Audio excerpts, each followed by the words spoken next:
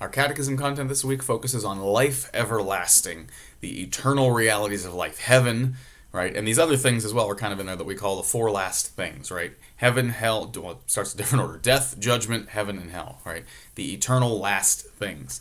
And so heaven, it's important for us to recognize what heaven is and what it is not, because a lot of us have this caricature idea of heaven from cartoons and movies and all this sort of stuff, that we like float on clouds, playing harps, staring at God for eternity. And if you're like me, that sounds awful.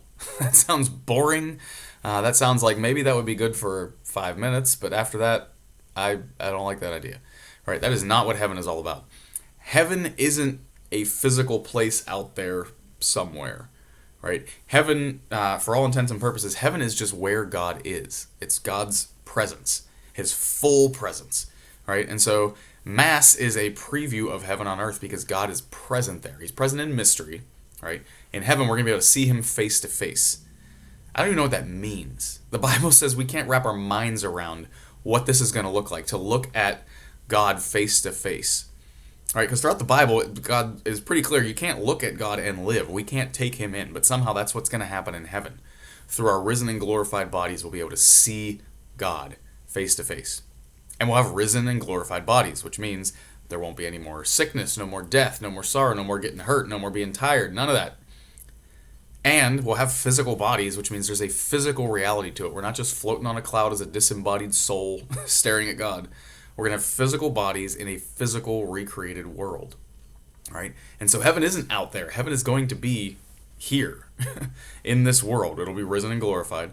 But it's a physical reality and a spiritual reality, right? We'll have all these great, the resurrected body is going to make us enjoy heaven even more. So there'll be all these great physical activities that we can do in heaven.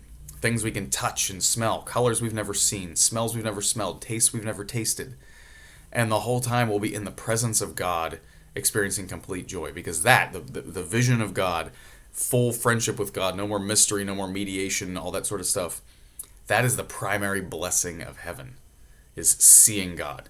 So we're going to have this bodily existence while we can see God face to face. That's what heaven is all about. That's something worth getting excited about. That's worth sacrificing a little bit in this life so that we can experience that for eternity.